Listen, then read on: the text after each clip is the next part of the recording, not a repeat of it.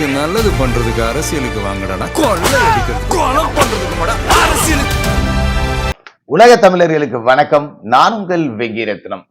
நாட்டுல அவ்வளவு கொலை நடக்குது, கொள்ளை நடக்குது, ஊழல் நடக்குது, கஞ்சா போதை கண்ணாப்புனான்னு போயிட்டு இருக்கு.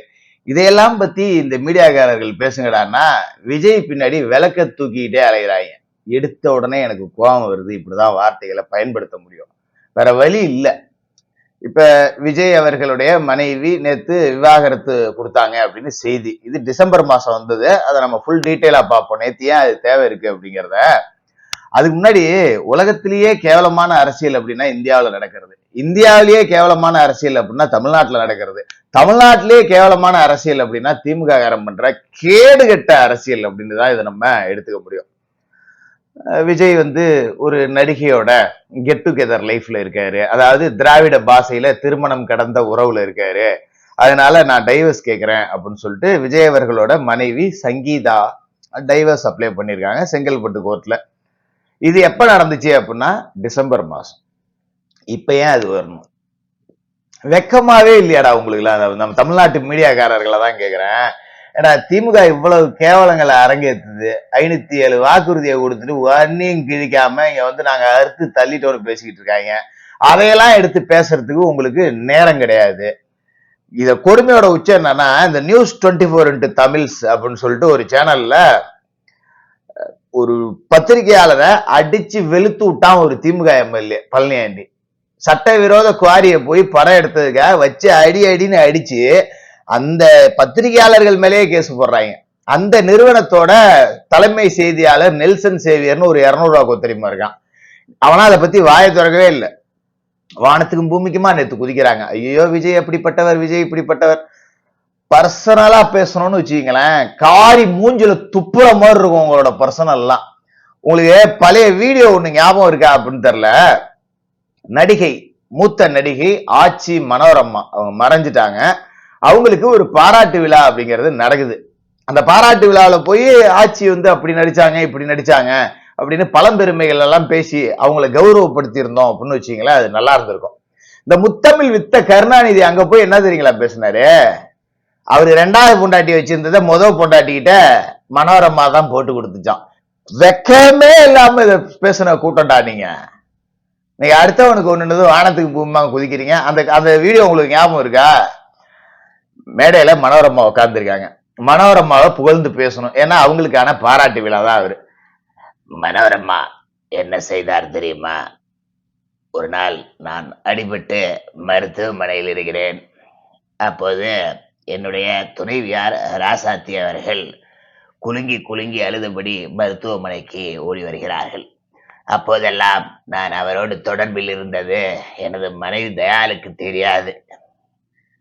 திடீரென்று எனது மனைவி தயாளு மனோரமாவிடம் யாரம்மா இந்த பெண் இப்படி கதறி கதறி துடிக்கிறாரே, யார் இவர்? தலைவர் மீது அவ்வளவு பெரிய பக்தி உள்ள ஒரு மகளிரை நீ தொண்டரா? நான் பார்த்ததில்லையே என கேட்டார்.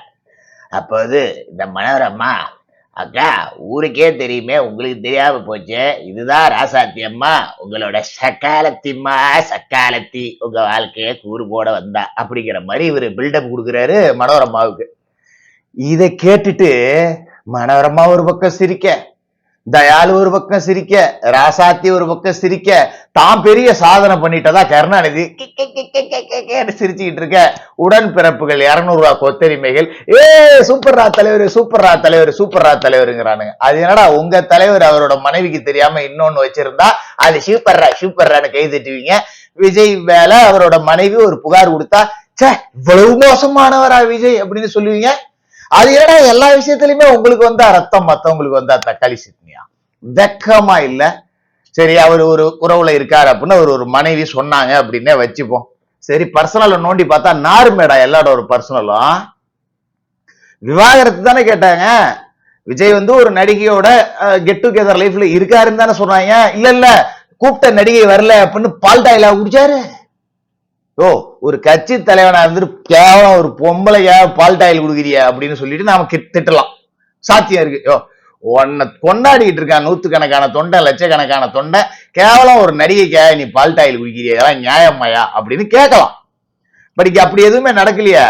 பால்டாயில் குடிச்ச பஞ்ச பரதேசி கூட்டம்லாம் அடுத்தவனை பார்த்து பர்சனல் அட்டாக் பண்ணுது அப்படிங்கறத கேட்கும் போது உண்மையிலேயே கேவலமா இருக்கு, வேதனையா இருக்கு.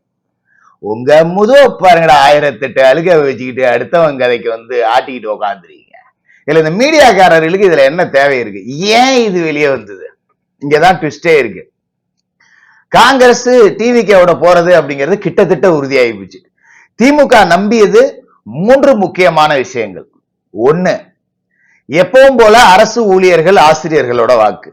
2வது, நாங்க இல்லைன்னா பாசிச பாஜக உள்ள பூந்துரும், நாங்க அப்படியே குறுக்க அண்டை கொடுத்து தடுத்துக்கிட்டு இருக்கோம் அப்படிங்கிற மாதிரி இவங்க உருட்டதால இன்னும் திமுகவை நம்பி ஏமாந்துகிட்டு இருக்கிற இஸ்லாமிய கிறிஸ்துவ சிறுபான்மை தலித் சமூக வாக்கு.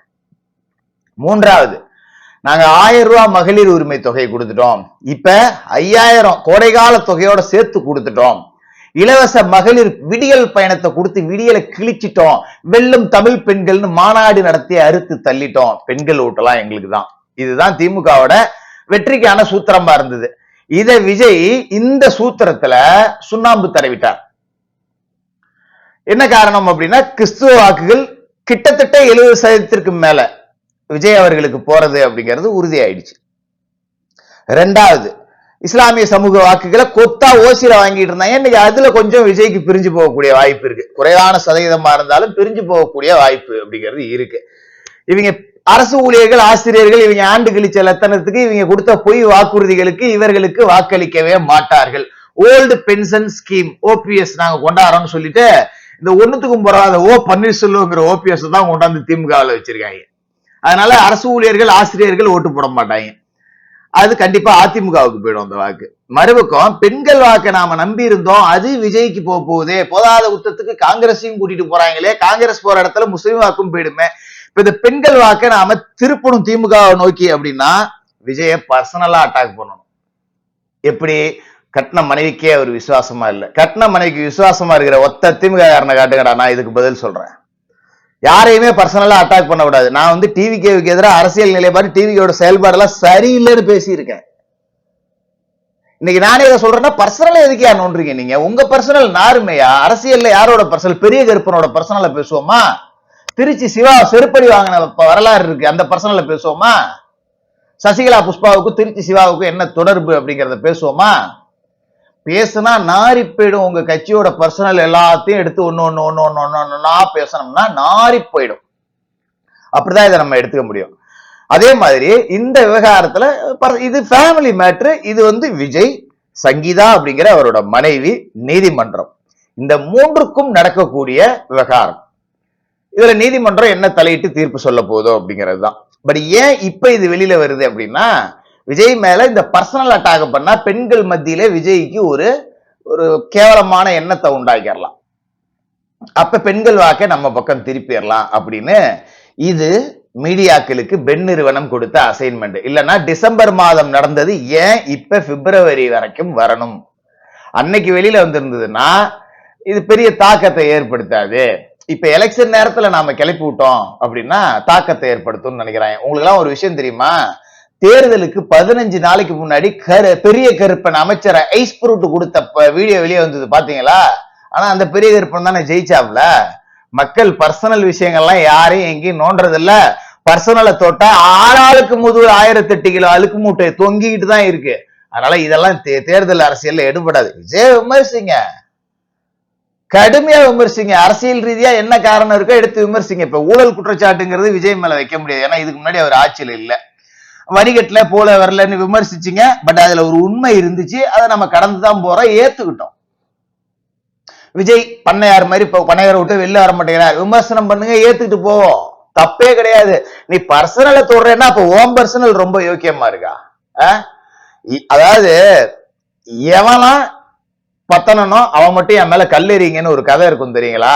சீரியஸான விஷயம் பேசும்போது அதை பேசினா காமெடியா போயிடுங்கிறதால அதை விட்டுட்டு போறேன். இன்னொரு நாளைக்கு அந்த கதையை கண்டிப்பா இதே கூட்டத்துக்கு எடுத்துட்டு எரிவேன் நானே.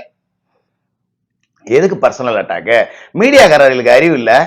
இந்த மடப்புறம் அஜித் வழக்குல இந்த 6 காவலர்கள் ஜெயில இருக்கானுங்க பாத்தீங்களா, கொலை பண்ணவனுங்க, அவங்கள அவங்க குடும்பத்தினர் எல்லாம் சொன்னாங்க, உயரதிகாரிகள் சொன்னதுதானே எங்க ஆட்கள் செஞ்சாங்கன்னு. ஜட்ஜி ரொம்ப அழகா கேட்டாங்க, உயரதிகாரிகள் கொலை செய்ய சொன்னா கொலை செய்வானுங்களா? கேட்டாரா இல்லையா ஜட்ஜி? அதே மாதிரி பென் நிறுவனம் காசு கொடுத்தா எந்த செய்தியை வேணாலும் போடுவியா?